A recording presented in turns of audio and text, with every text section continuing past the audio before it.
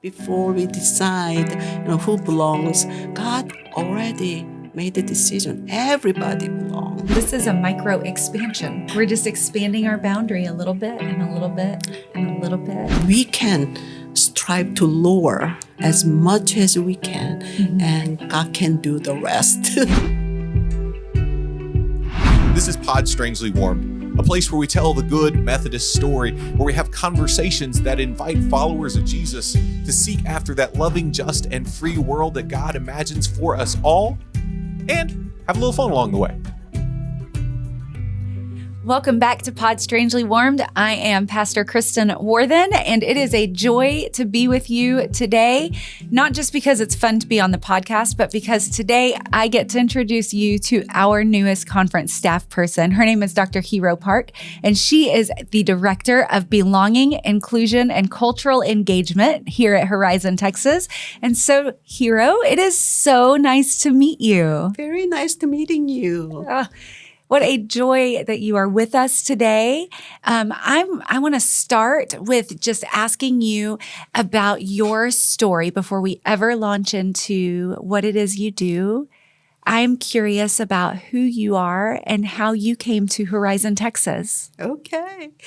Maybe you already read about my article. So I'm going to share something different perspective about my life. I'm a kind of a curious person, and I love adventure.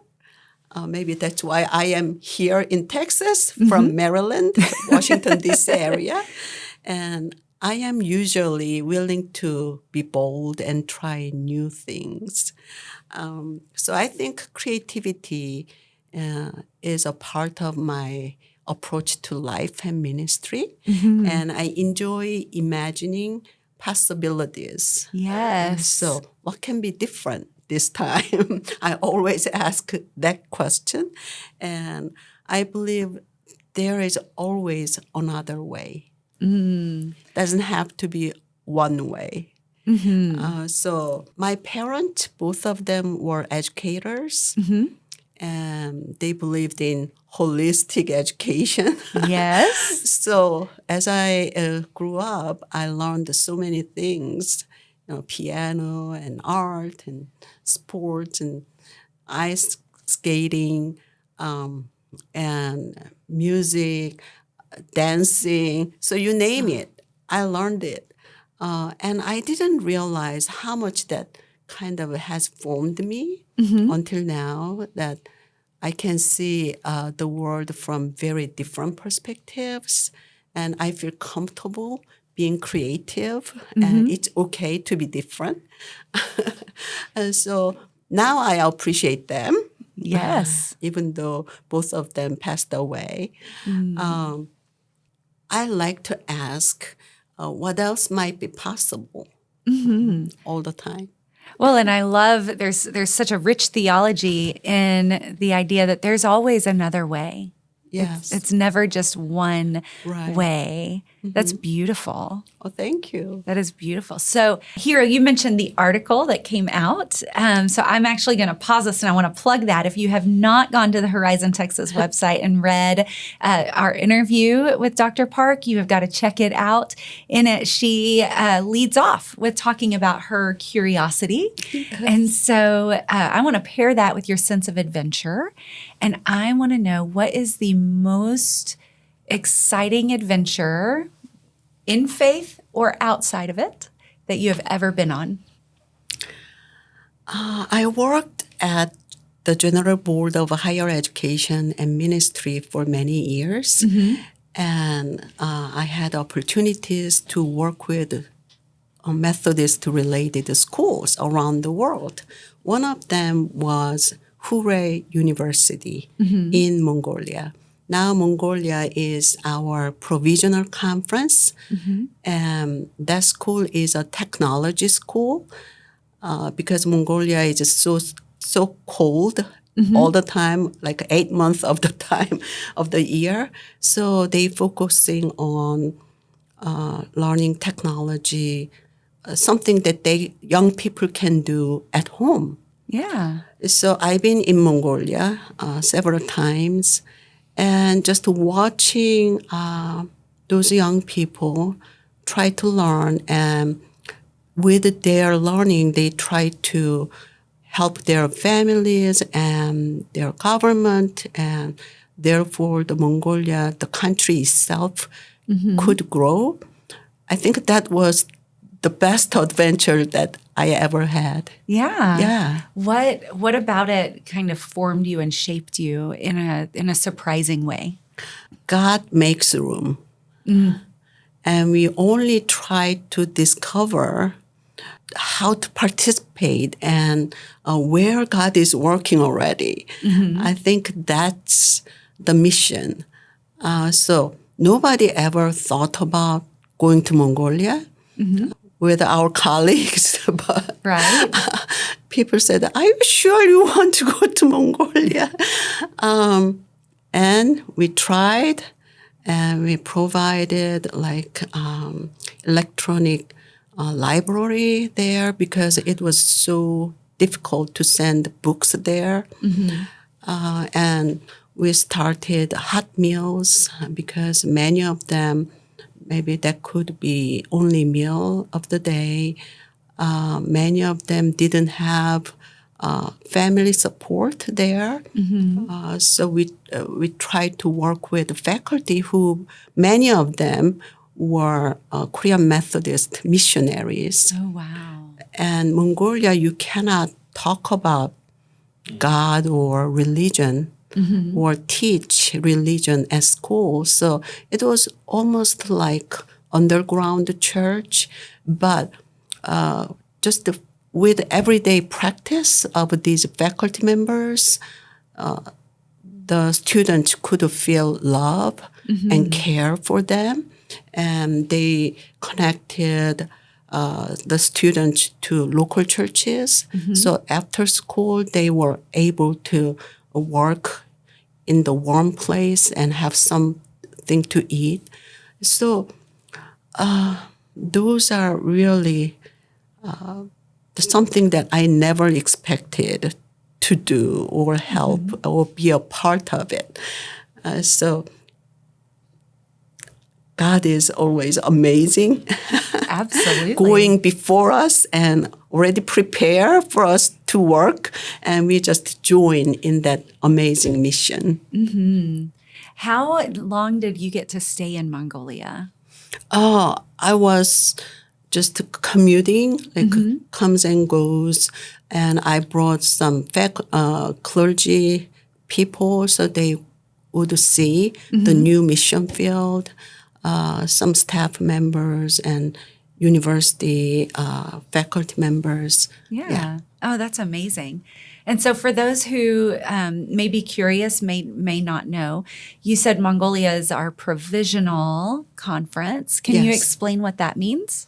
The conference has not been officially per se annual conference, but in one word, they are on their way. Yeah. Yes. So all of this kind of feeds back into what you said earlier about being able to join in creation and creating something new. Yes. I love that. So how do we go from Maryland to Mongolia or Mongolia to Maryland and then decide, you know what? 100-degree Texas heat sounds fun. I know. I was thinking about that too. It's like, God, are you sure that you want me to go to Texas? And many of my friends, when they heard me going to Texas, they said, "What? Texas? It's too hot there." So actually, I brought something to show you, like please. Korean fan. Because I thought, wow, Texas is hot, so maybe Korean fan might come in handy, right? Do you have it with you? Yes. Right now? Oh, Yeah. I would love to see it. Okay. Oh, yes. So this is Korean fan, and it features Korean colors, traditional colors. So this is something that I wanted to share representing who I am. And I brought this stole too. Oh, that is stunning. This is Korean stole. that my mother-in-law, who passed away, made it for me, but features Korean traditional colors. And I cherish it because she was a Buddhist. Oh. She was not even a Christian, but she accepted a daughter-in-law who believes in God and Christianity. Yet with her love, she made this for me. So this reminds me that we can cross any boundaries. The love, the humanity, love can cross any boundaries. Amen. How do you bring all of that with you into the work that you are beginning to do with Horizon Texas in belonging and inclusion and cultural engagement? Yes.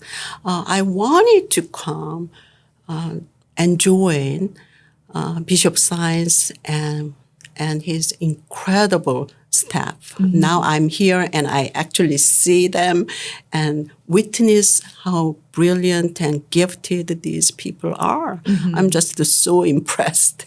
And Bishop Science is a visionary. And so I think he's asking not how can we be more diverse, but he's asking what kind of church is God calling us to become? So I think we are here to form a new kind of church. It's like almost like a new humanity that Yes. Jesus was talking about in the Bible. And I see so much possibilities. And I was inspired by the mission statement, how God is imagining the world, right? And we want to imagine how God is imagining in the world. So I'm just so excited. And I feel so honored and privileged to be a part of this incredible team. Yeah. Oh, my goodness. Well, I know we're excited that you're here. When you think about imagining and God's imagination, and you think about looking forward the kind of church we want to create, what do you see? What's in your sacred imagination? It's a community. Community that is always inviting people. And as I said earlier, it's okay to be different. And we truly know that they can be their authentic selves, yet still feel comfortable and know that, okay, I'm loved, I'm valued, and I'm appreciated. I think that kind of community, the community, beloved community that we want to create. Yeah. Yeah. And I love that we use the term beloved community. And I think the reason I'm drawn to it so much is because to be in the beloved community, not only do we have to commit ourselves to love others, but we have to allow ourselves to be loved by others. And I just find that such a rich imagining of the ways that we are invited into relationship with each other, that it's dynamic. And maybe that's why I'm drawn to there's always another way, because it's so dynamic and it's so movement oriented. I just find something beautiful in that. Thank you. It's natural that we are all different, right? Not one person is the same. Even the twins, triplets, they all have different characters and personalities. So we may look pretty similar and we love to be with people who we feel comfortable. However, that's not all that God has created. So my theological ground is Paul Tillich, that he emphasized that God is ground of all being. And that kind of gives us a theological foundation, that the Imago Dei understanding that God has created all of us with our Wesleyan theology, prevenient grace, right? God's grace is already there. What that means is God already made rooms for everyone, and God already sent out invitation, just like the banquet in the Bible. Everybody is welcome. Before we decide, who belongs, God already made the decision. Everybody belongs. So, the word DEI, diversity, equity, and inclusion, I love those words, but historically brought a lot of baggage also. So nowadays we try to find more human-oriented words, rather lowering the barriers. That's like a belonging word. Yeah. So diversity, usually we can ask, who is here? Who is at the table? And many of us kind of stopped there. So without trust of their contribution, then it becomes tokenism, right? And it is very difficult in the grassroots perspective. The leaders say, oh, we should be diverse. What do you mean by that, right? Because we work every day, we see people. I think our church's question is, how can we reach out to them? How can we listen to them more? Who we didn't take time to hear. So naturally we would just contextualize our mission rather than, because our Bishop Diaz tell us we need to be more diverse. Okay. What's that mean? Yeah, inclusion is whose voice helps shape what we become. And that voice has been many times missing. And so belonging asks the deepest question. Does everyone feel they can be their authentic selves and still be valued and appreciated? Yes. One of the thought leaders with regard to belonging that I really appreciate is Brené Brown. Yes. Who says that belonging is more than just, do I have a place here? It's, am I expected to be my full authentic self here? Yes. And if the answer to that question is no, then we haven't created a place of belonging. Yes. Yeah. Yes. You are exactly right. And I agree with her. Yes. Yeah, it's just one of my favorite reframings. And I really appreciate and I want to hear you ask it one more time. Your question around inclusion was not whose voice is here. It was whose voice is shaping who we become, right? Yeah. And what a new way to think about inclusion. Not just who's here.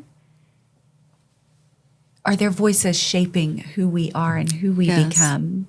Or are they just a face at a table? Right. Because oftentimes those voices have been not considered. So decision-making process. Yeah. So what I learned working at the general church level, the transformation often involves not only personal transformation, but systemic change. Absolutely. And cultural engagement is a spiritual practice. Yeah, it is spiritual discipline. And I hope all these diversity issues, I hope as Christians in the Horizon Texas Conference, that we would approach it from spiritual perspective, Yeah. not from a political perspective, because it's just so easy to be polarized. Right. If we see these issues from political perspective. But when you think about how God has loved you so far, and how God has blessed you and your family and your friends, then why not the other person? Absolutely. Why would God save love from some people? Yeah. Right? So I think this, we should approach it from spiritual perspective. Yeah. What are some practical ways people can do that? You said this is a spiritual practice. So what is a practical way, if you were offering it to someone, that they could engage cultural engagement as their spiritual practice? What would that look like? I would say I learned about micro behavior from our staff development and how important that is, right? So I hope everybody will think, okay, what is that one thing that I can practice every day? Talking to somebody in the community or even within the congregation who looks isolated, who is very quiet, who never joined the fellowship time. Maybe you can just approach one day that person and say, how are you doing? Right? So just the little things that you can decide to broaden your boundary. And I believe that is cultural engagement. And we listen to different people and we learn, okay, that person thinks differently than me, and that broadens my boundary and that person's boundary. So I believe the otherness is another point of God's presence.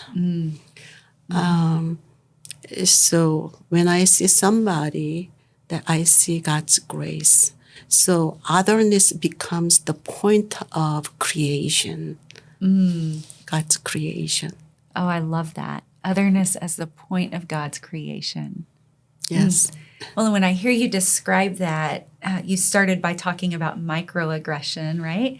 Micro behavior. Microbehavior, which Yeah. is, because that's where my brain was. I thought about microaggressions. This is a micro expansion, Yeah. right? Like we're just expanding our boundary a little bit and a little bit and a little bit Yes. until before we know it, we look across the horizon of our lives and that boundary is kind of gone. It is the horizon. Right. I love the name of our conference because look of at that that. reason. And when I was ordained, the clergy women of the Baltimore, Washington annual conference gave me the Serenity Prayer. Yeah. And that prayer tells me that I need to accept the things. There are things that I cannot change or we cannot change. And I'm a dreamer. So I think big and I feel like I have to do everything for everybody. However, that's not God is requiring us to do. So to know that difference helped me to have courage to change the things that I can. And I think to know that difference takes some time. Yeah. But I'm old enough now. I feel like, okay, so what that means is I can show up to the world with one thing that I can do well, faithfully, carrying the mission that God has called me. So I hope everybody will have that kind of attitude and seek, okay, what can I do today to make a little difference? Absolutely. And that micro behavior matters to God. Well, and what a gift to see yourself and allow that permission to not do everything, but to know that God's called you to do something. Yes. And you can do that something with care and beauty and compassion. And I love it. I am so excited you're here. Oh, thank you. I am too. You are wonderful. Thank you. So what is your dream for your time in Horizon, Texas? I hope I can contribute as a resource because this area is one of the priorities, 5 priorities of this conference. And so far, I have not seen the bishop who put this inclusion, diversity inclusion ministry in the center of everything. So I truly respect that. And I was just so impressed just to suddenly realizing, wow, this is different. Usually it is an initiative or a program. However, in this conference, it is kind of foundation of everything that we try to do. What kind of church that we want to build. So that we would be conscientious. Whatever we do in all the things that we would think about, okay, how can we include more people, invite more people, and make a beloved community. I hope I can contribute to that. Absolutely. What do you think is one hard question we need to ask ourselves as a conference or as individuals that will lead us down that road of greater belonging, greater inclusion, greater engagement across cultures? Something similar that I said already, but rather than asking how do we attract more people, but who we have not taken time to hear. And that one question can kind of lead us to different places. Oh, I never stopped to listen to this person or this group. And it could be at the gas station. Maybe you can talk to somebody. How are you doing today? You know, because everybody has something that's what I learned, has something, bringing some kind of burden. And we can be the listening ears of God. We emphasize helping hands, but I feel like nowadays we need people who can listen to people. Well, and you said, I love the way you framed it. Who have we not taken time to listen to? It sounds like what I'm hearing you say is this work of creating spaces of belonging, this work of creating spaces of real inclusion, of cultural engagement requires the work of slowing down to be fully with each other. Yes. And that starts with the listening. And I believe the leadership starts with listening to people. Oh, I love it. How will you encourage a culture of greater listening? I already started within the conference. I try to listen to all the DSs, in their work areas. And I came up with like about 3 questions that I usually ask. Oh, do we get to know what they are? Yeah. So what does inclusion mean to you, or how does that look like in your ministry? And what are some of the barriers and challenges that you feel that you try to do this ministry? And how can we work together? How can I be helpful to support your work? So I always try to be helpful, and I'm not for like creating more work or different programs. I want to support everybody. So we will kind of incorporate the understanding of God has created all people into all areas of our ministry. I love that. Can I play with an image that we've talked about a couple of times, and it's barriers? Yes. Do you think barriers are made to be broken or lowered? Or is there another way I'm not even thinking of? What we strive for is to lower because we are broken beings, human beings. I understand the reality of being human. Right? Right? So, of course, we usually say we want to break the walls of barriers, and that's our ultimate goal. But I think God can do it. God can do it. And we can strive to lower as much as we can, and God can do the rest. Yeah. Well, and there's so much less violence in lowering, right? Yes, and less burden for us, because I think our clergy are under so much pressure, and especially with the reality of the division of the church. I've been visiting a few churches so far, and I want to continue. I mean, Horizon Texas Conference churches are so vital, and I can feel the spirit in every worship service that I've been into. People are very welcoming. I'm coming in as a total stranger, but every church, somebody will say very kind words, guide me, So, and the messages are vital.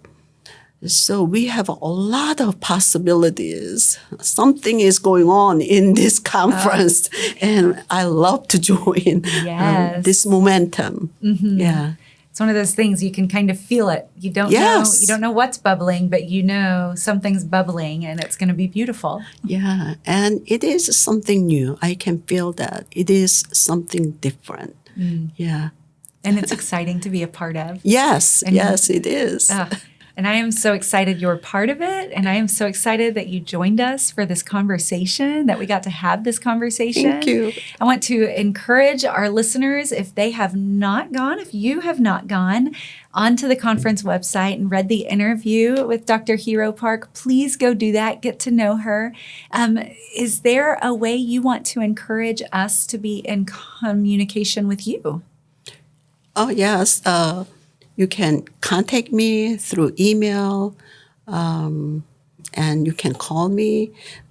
I know that our website is impeccable, so yeah, please reach out to me. And I just want to share something about cross-racial, cross-cultural ministry that I have been doing all my adult life. Yes. Yes. There are a lot of humor in our brokenness and in our differences when you engage into differences. And in early days of my ministry, and my English was still developing.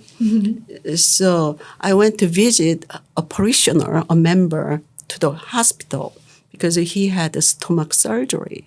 So when I got there, he was sitting up, but he looked kind of painful. So I wanted to say, "Oh, you look groggy. If you don't feel like talking, I can leave." But I said, "Oh, you look grouchy."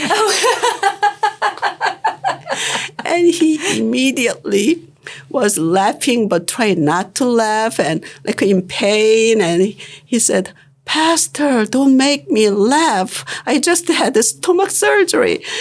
So something like that. At one point, I was thinking maybe we should, publish like a book with all Yes. these incredible, funny encounters.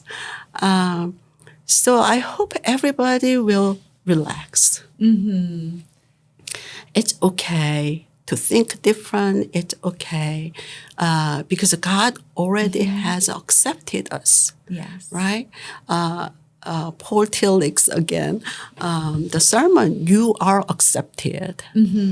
And that really touched me that God has already accepted us as we are and as God's creatures. And God is opening the two arms to embrace us. Yes. So why not? Why not us to reach out and say, it's okay, please come in. Oh, yes. Here is a community that you can rely on when you don't feel like nowhere to turn. And that is what makes church really unique. Yes. Organization or institution in society, because every institution, wherever you go, you try to have membership and all this, but church, you just walk in and somebody will welcome you and accept you and try to help you. Another funny thing, being an Asian, one good thing is you look kind of younger than your age. So, I'm envious of that, by the way. but not right now for me. But so when I was a pastor, somebody will come in and I open the door. How can I help you? And the person will say, I want to see the pastor. I'm like, I am the pastor. It's me. Really? And then he'll say, I want to see a real pastor. Oh,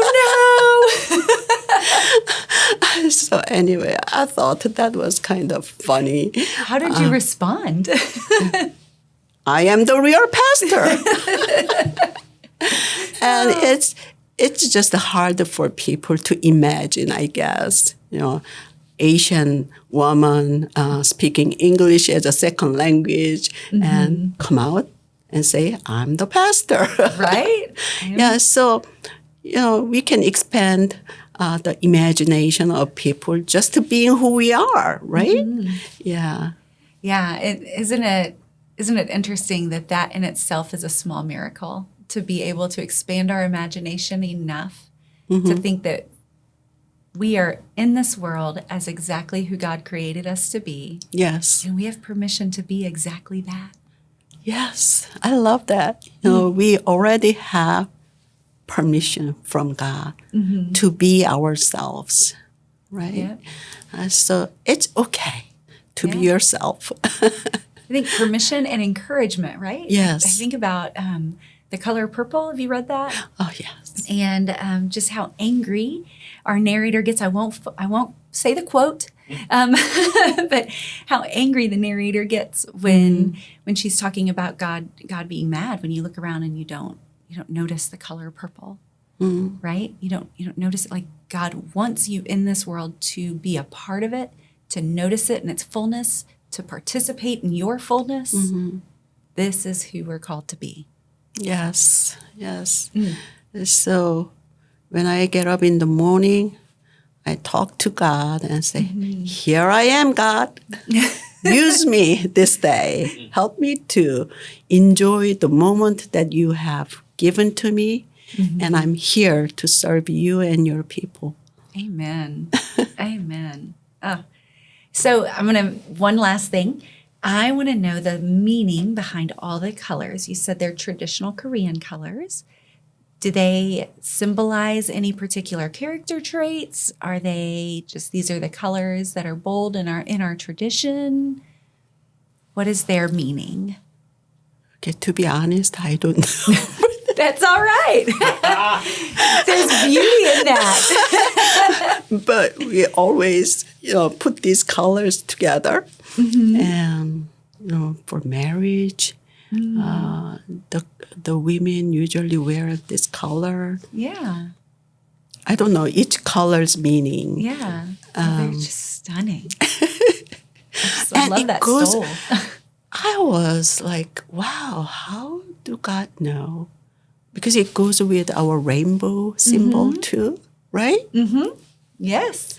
So I'm like, okay, God knew already before I came to, U.S. What I would involve in ministry. I love to support our LGBTQIA plus brothers and sisters.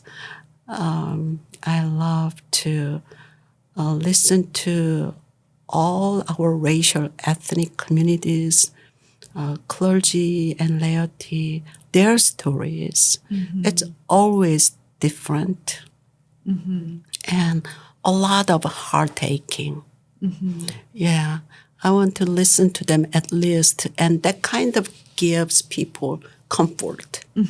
Somebody's listening to me and take me seriously. I think that is really important. Yeah. Yeah.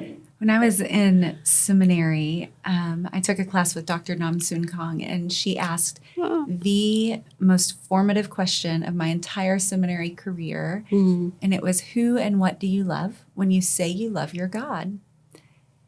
And what I hear you answering in that is the person you're with. The person at the table with you. Yeah, I believe everything has God's purpose. We may not see it at the time, but God has placed all these people around us to help each other, to share love and care with each other. So I cherish, those when I'm not working, try to be with my family and friends. I just love to be with them, eating and have fun. Yes. Yes. And my husband is a clergy too, and he's a good cook. Oh, okay. He loves to cook, and I like to set up tables and decorate. So we are a good couple from that perspective. I love it. I love it. My husband is a fantastic cook, but he can't bake. Oh, I can bake, but I can't cook. And that's how we fit. we rely on our kids to do the decorating. I love it. Well, I am so grateful that we got to spend this time together. I am really incredibly overjoyed to see how this arm of our strategic priorities begins to grow and blossom and bloom with your guidance and leadership and the ways that I can already tell you're going to pour into clergy and laity alike. Horizon Texas, if you want to know more, go to the website, look up the interview, contact Dr. Park, ask the questions, answer her 3 questions. oh. And we look forward to seeing you again the next time we gather for Pod Strangely Warmed. Talk to you soon. Thank you.